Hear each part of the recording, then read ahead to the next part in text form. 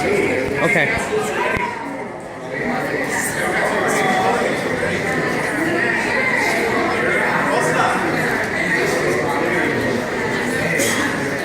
All right. So we'll be starting our next topic, which will be abortion.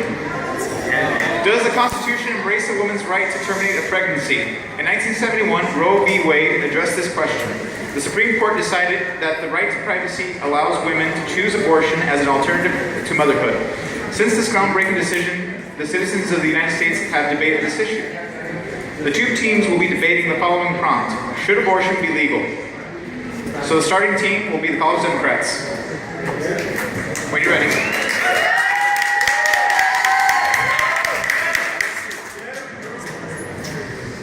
Hi guys. So today we're tackling the topic of abortion, which as a woman, I have a very strong conviction about this topic. Some people shy away from the word. They fear the societal implications of taking a stance and sharing their beliefs. I stand before you today to convince you that abortion is not a dirty word. A woman's right to choose what happens to her body, to decide her future as a human being, and to determine whether she is ready to alter the course of her life is a fundamental right. In 1973, a landmark decision was released by the United States Supreme Court, which forever changed the direction and potency of the fight for gender equality. With the decision of Roe v. Wade came a landslide of change. Women no longer had to live in fear that if they chose to be responsibly intimate with their partner, which is a constitutional right under the Fourth Amendment, the right to privacy, that if contraception failed, they would face unforeseen consequences. She no longer had to fear the unimaginable trauma of delivering a child with rape. Finally, she had a choice to decide what happened to her body. A woman's choice to define her own future and her own reproductive autonomy is a necessary factor in gender equality. With women making so many incredible strides and contributions to our world, the right to reproductive freedom is vital to the progress of our future. The pro-life argument supposes the possible physical and mental dangers that abortion places a woman at risk of. However, the legalization and reasonable access to safe abortion proves to be a far more effective way of protecting a woman's health than the criminalization of abortion. States with more abortion laws generally have higher rates of obesity, child and maternal mortality, teen births, and women and children without health benefits than states that have more lenient abortion policies. The acceptance of abortion as a viable and responsible option for women is far safer and a far more realistic policy route to pursue.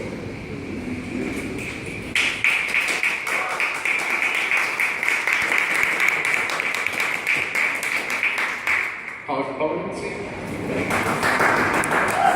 Yeah!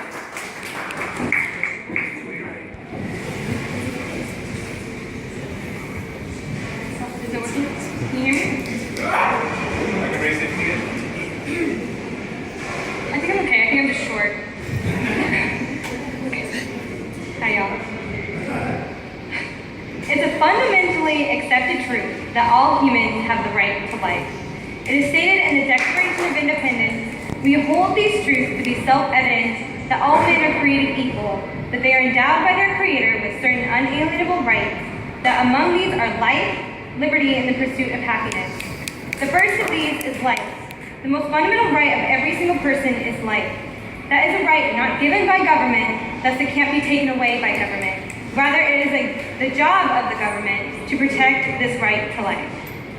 This debate tonight is not about choice or privacy, but rather it is about one question: what is the unborn? This argument exists because there is this idea that the unborn are not human. However, the unborn are distinct, living, and whole human beings.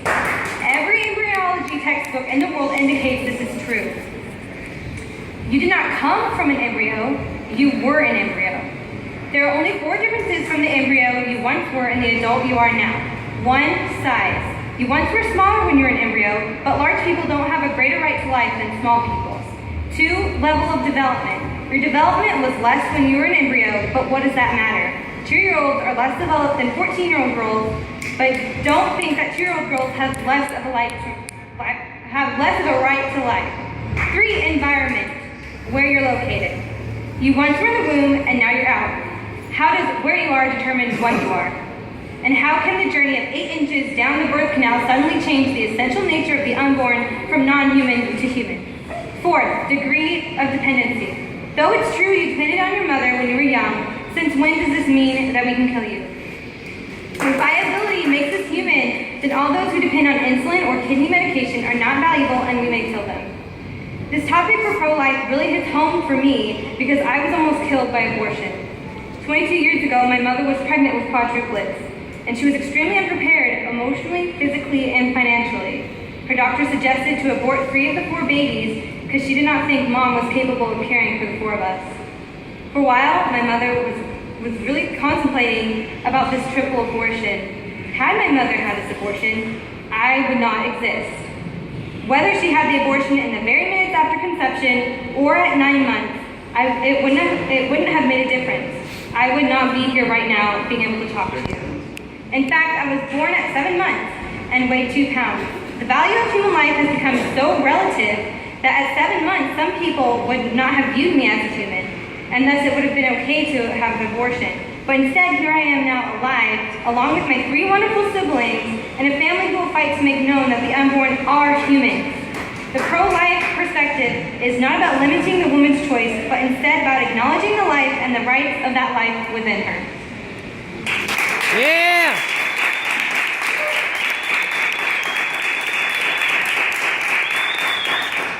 So now we're up to rebuttals. We'll be starting off with College Democrats. Oh, sorry about that. Give me 1 second. Here you go. When you're ready. Thank you. I'm ready. So, the college Republicans bring up the idea of the right to life. Of course, every human being is entitled to the right to life. But what about a woman's choice to determine what happens to her own life? It is an incredible gift that you are here with us today so that we can have this conversation. But the fact that your mother had the option to have that abortion, if her life was at risk, is what's important here. No one is pro-abortion. There aren't people standing in line saying, hey, I want an abortion. It's the matter of a choice to determine which direction your life is going to be led. If you are a college student and you're being responsible and you become pregnant because of some mishap, wouldn't you want the choice to determine which direction your life heads? College Republicans? Were my rights not infringed when... Okay, hold on, let me...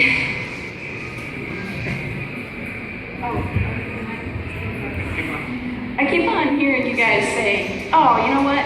We need to have rights. Women need choices. And I completely agree with you. I think it's very important that every person has choices to make. But you are taking away the most fundamental right. How can you talk about giving people rights when you're not even giving babies the most basic right, the right to live?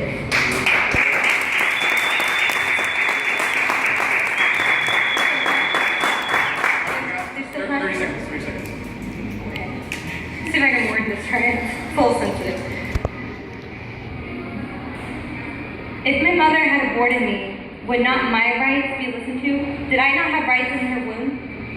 I mean, every human being has the right to live. Were my rights not intended to if she were to abort me? Who are you to say that Heather and her three siblings are not as important as her mother?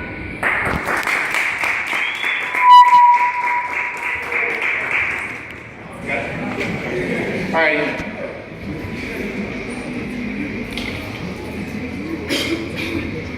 Next team member.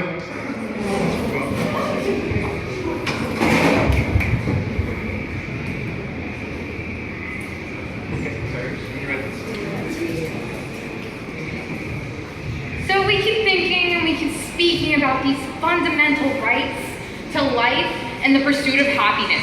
Let me ask you, how much right does a woman have? This woman, imagine she's been raped. She has to carry the child to term. She has this rapist, the child's father is a rapist. She's had to keep him, the child, because she has no choice to have had an abortion. Does she not have the right to pursue a life that doesn't include her child being this half of her that she's going to always cringe at? Does she not deserve to have the pursuit of happiness? Does she not deserve to want to be more in life than to have to take care of this child that she did not want because she was violated? Now, if we make abortions illegal, you know what's going to happen? The rates of abortions are not going to go down. The only thing that's going to happen is that they're going to be practiced in an illegal manner, and people are going to die. Women are going to die because they now don't have equal rights if we do that to them. Now, the American Medical Association Council on Scientific Affairs said that after Roe versus Wade, the deaths of women who try to get abortions decreased dramatically. Do you know what this means? This means that after it was legal to have the choice to do what you wanted with your own life, this meant that you would be able to do something in a safe manner, in a manner that didn't make you a criminal for trying to pursue something like a life that doesn't mean that you have to take care of this child that maybe you can't. Now, the psychological effects of abortion. Let me tell you, the APA said that these are not lasting effects or real effects. Actually, the only people who feel these effects, the effects of abortion, the negative effects of abortion, those are the people that have been in depression, women that have had depression before. Now, it's 18% of abortions are from teenagers. This means that if we take this right to have them choose to have an abortion, 18% of teenagers of these teenagers that originally would have aborted the children would have to have had these lives that they did not want, and then they'd have to get welfare and all these things that then we're going to bring up, and then social issues which then we ignore. And it's absolutely ridiculous to ignore these issues because there are other social issues that come with abortion, and that's welfare, that's criminalizing, that's police brutality, because these children don't always grow up in the right areas because they're not sometimes wanted. Oh, no. Thank you.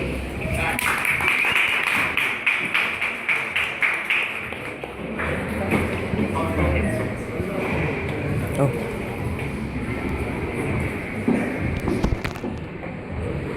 So yeah, I think we can agree that with what Anna said, that no one is pro-abortion necessarily. No one is rallying and saying abortion is awesome. Yeah, no one is saying that. We all know abortion is a horrible thing. It's a painful thing that people experience. It's not like you experience joy when you decide this.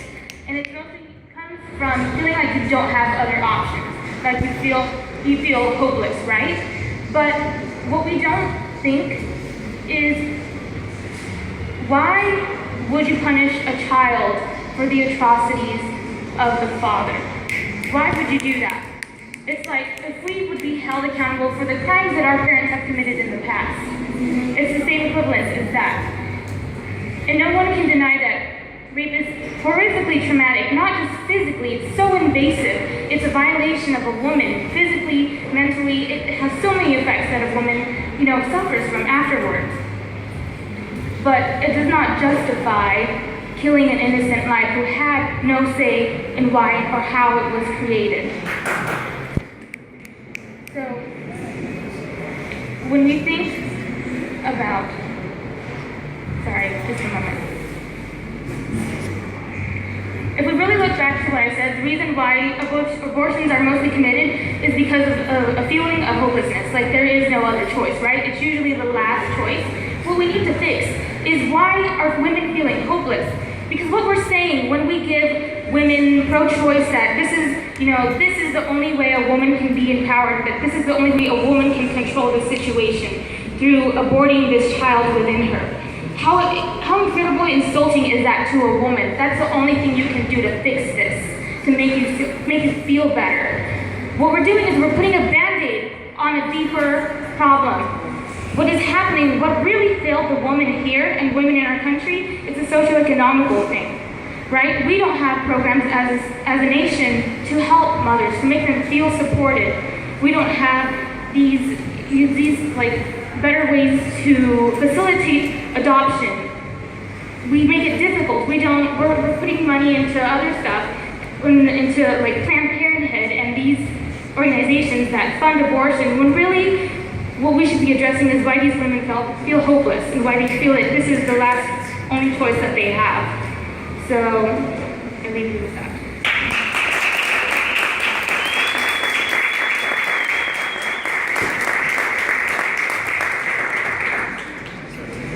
All right. Now we'll move on to rebuttals. So, yes. College Democrats, you get it, 1 minute. We keep saying child. There is no child. It's not a child yet. It is a fetus. It is a bundle of cells that does not deserve more of a choice than an actual human being who has actual aspirations in life and has goals and has loved ones already. We also, invasion of womanhood, giving women the right to choose will never be an invasion of my womanhood, let me tell you. Because giving me the right to choice makes me almost as equal as men. And there's so many things we have to do to make ourselves equal as men. Give us the right to choose. And the other part is, the safe way will never be insulting. It will never be insulting to my character to be able to have a safe abortion if I have to, because it's not something anyone wants. And Planned Parenthood, just as a side note, is not funded by the government, so it's not like we're spending money on the side for that. It's like an independent corporation, and the things you want, like.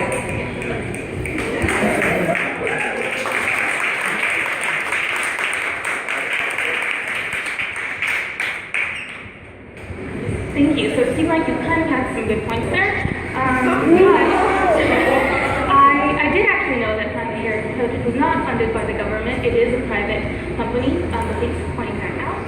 However, what I did want to point out is that 99.5% of abortions occur because of consensual sex. Only 0.5% of abortions are performed as a result of rape or incest.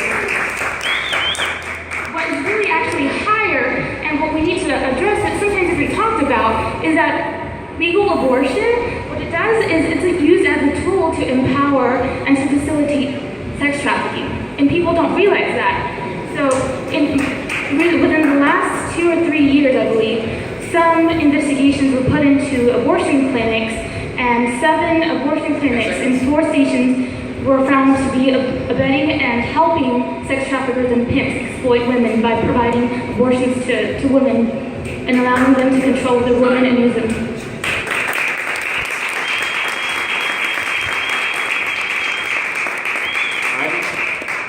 Team member, College Democrats. 1 second. Okay, here you go. Thank you.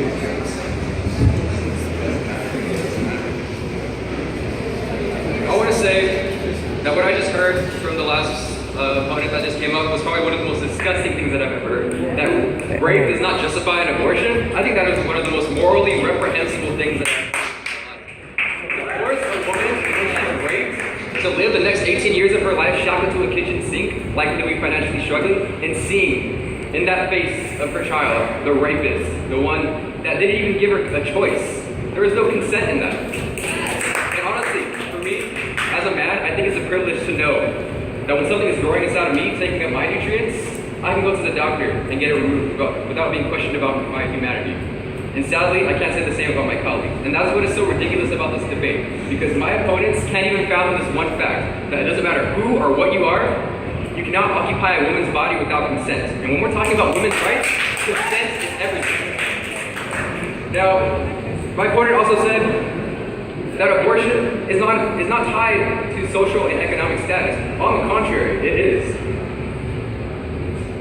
This is the 21st century, and women are pursuing careers and degrees at rates that far surpass the rates of men. How do we explain this?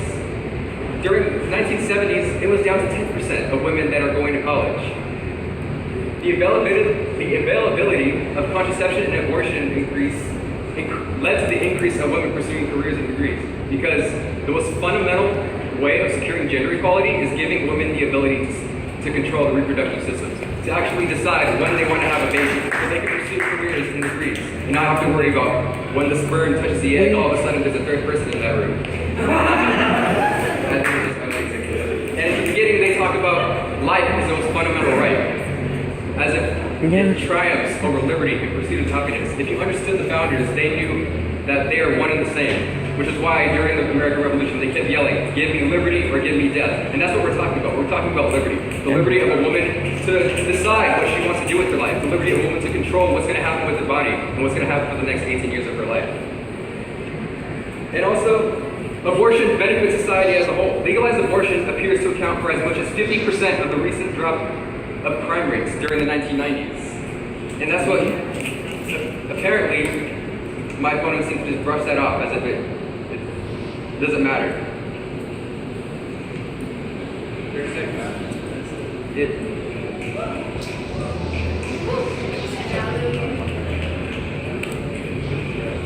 I think I said all I have to say.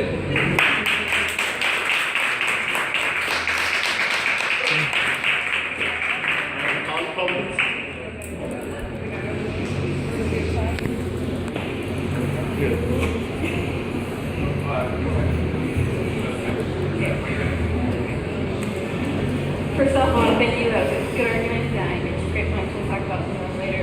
For now, I want to address what I think is a pretty huge issue that we're overlooking. We live in a society right now where a high schooler needs permission from her parents to get an aspirin from the office if she has a headache. Yet that same high schooler could just waltz into a Planned Parenthood and say, "You know what? It'd be really great if I wasn't pregnant right now. Can you just take this baby out of me and murder it?" We live in a society where approximately 1 in every 3 women by the age of 45 will have an abortion. That's staggering. That's extremely sad. 75% of people are saying that's higher than I thought it was. But that's far from being a conversational topic. It's not something that people want to talk about because it's not something that people encourage. People know it's wrong. And you know what else?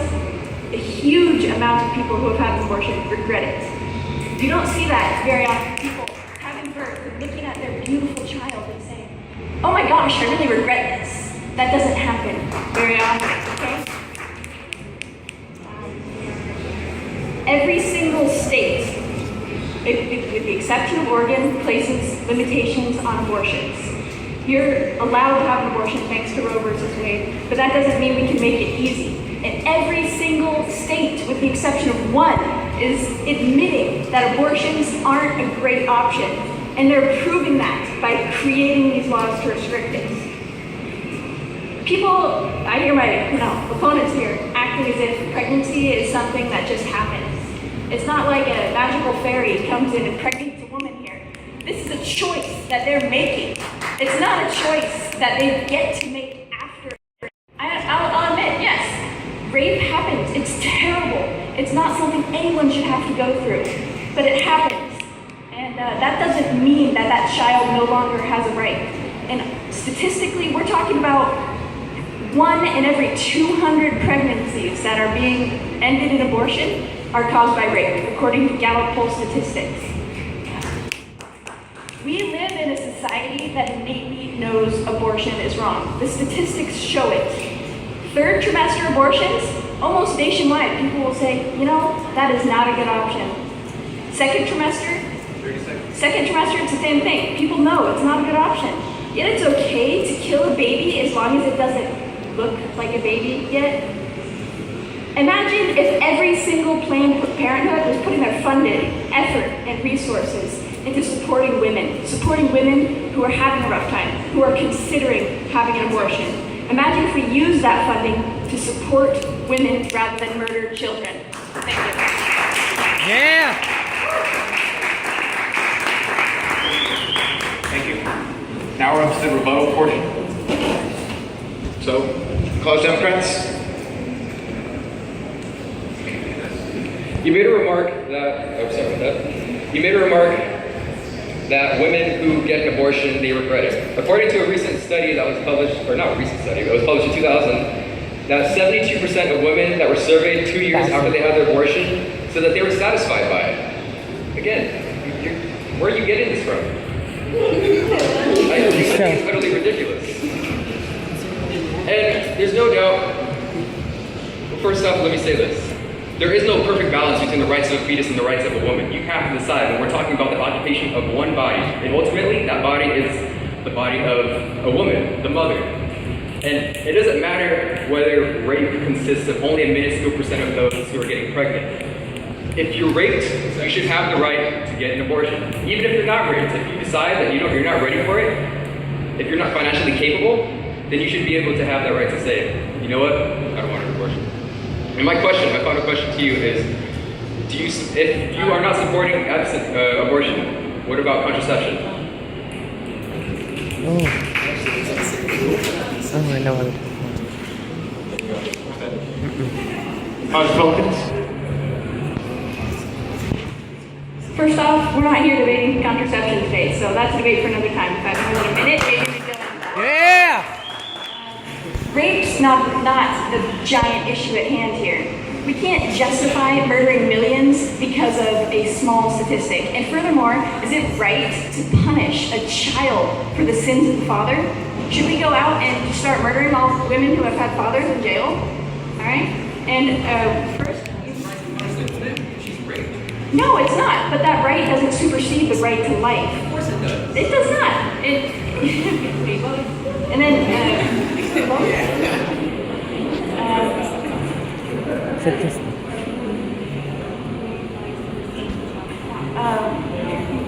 Oh, the crime rate. That's ridiculous. You can't say that because crime statistics have gone down, that's because of abortion. As if we have proof of that? Those are complete... Oh, you're 72% of women say, gee, I'm glad I had an abortion. From 2000? Wow, great job quoting the sources from 2000. Yeah! Even if it's far more than 72% of women giving birth that are looking at it and saying, I love my child. I'm so glad I had this child. Yeah! All right. No one? It doesn't.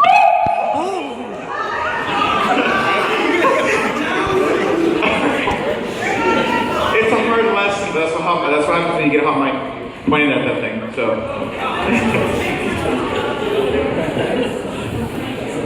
It's an objective lesson. I'm sorry. Anyways, so now we're into the final conclusion section. So we will start off with the College Democrats. Sorry, put it up here. All right. When you're ready.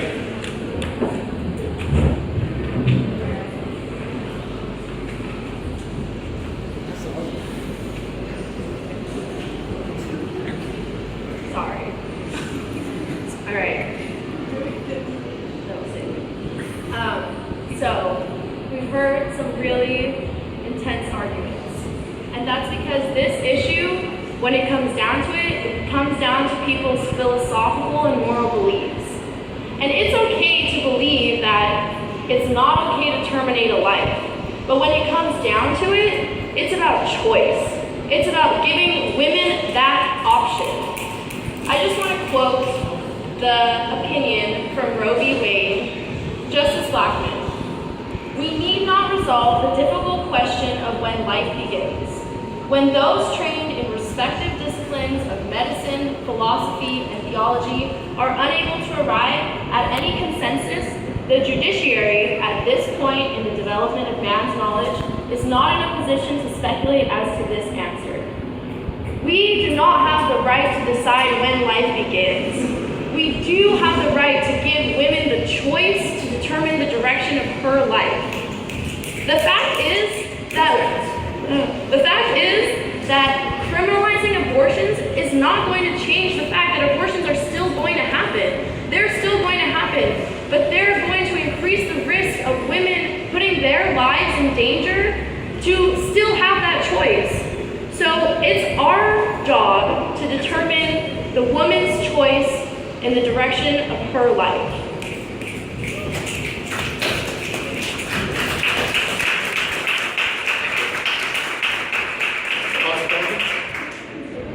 Huh? You want to do it from the table? They want to do it from the table? Okay, that's fine. Cool.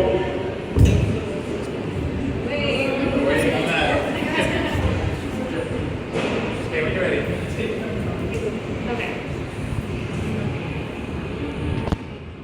Okay, so one of the things that I think we're struggling the most to identify is when life is life, or when there's this point where suddenly something exists and something is important. But why should the developmental stage of a person mean whether they're more human or they're not? Shouldn't just because their membership in that species, shouldn't that make them human?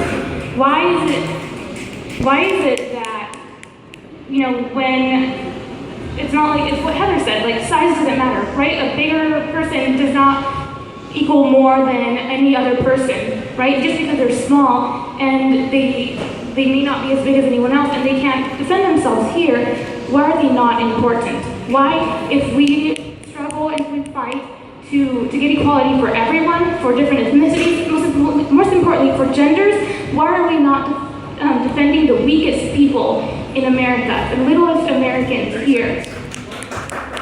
I just want to close with the fact that trending toward pro-life is increasing. We live in a pro-life generation. That's where we're going. And we live in a society where people know there's a problem. Let's start focusing on finding a solution rather than murdering children. Yeah!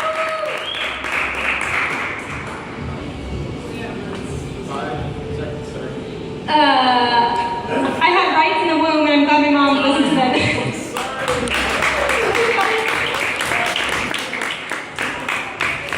Out of time. Alrighty, well that concludes our second debate. We will be having one more debate right now, so if you can prepare your next teams.